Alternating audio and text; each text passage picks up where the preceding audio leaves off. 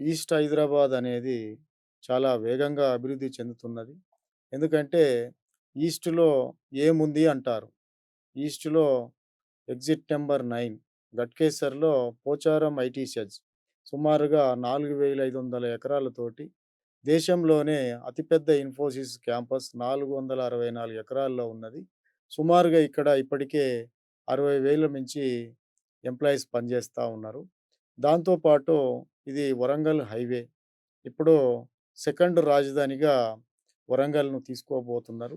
Up to అది జనగాం వరకు మొత్తం టోటల్‌గా హైదరాబాద్ టు వరంగల్ కలిసిపోయిందేమో అనే విధంగా ఉంటది. తర్వాత మనకు temple city Yadagirigutta, Yadadri temple గూడా ఇదే హైవేలో ఉన్నది. ఆ తర్వాత మనకు ఎయిమ్స్ బీబీనగర్. మనకు దేశంలోనే ఎయిమ్స్ అనేది చాలా అతిపెద్ద మెడికల్ హబ్. మన హ్మ్, హైదరాబాద్‌లో ఎయిమ్స్ అనేది మనకు ఎగ్జిట్ నంబర్ 9కు దగ్గరలో ఉన్నది.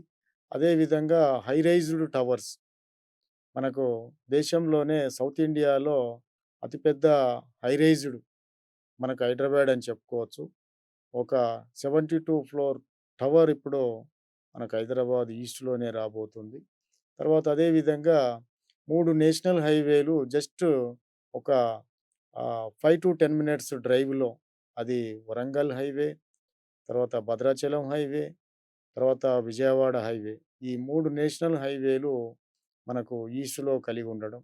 తర్వాత వరంగల్ హైవేతో పాటు మనకు విజయవాడ హైవే. విజయవాడ హైవేను మనం విజయవాడ హైవేలో హ్యూజ్ డెవలప్‌మెంట్స్. మనకు ఎగ్జిట్ నంబర్ 11 దిగగానే మనకు ఆసియాలోనే ది లార్జెస్ట్ ఫిల్మ్ ఇండస్ట్రీ కలిగి ఉన్నది 'రామోజీ ఫిల్మ్ సిటీ'. తర్వాత ఒక 6,000 ఎకరాల్లో మనకు గ్రీన్ ఇండస్ట్రియల్ పార్క్.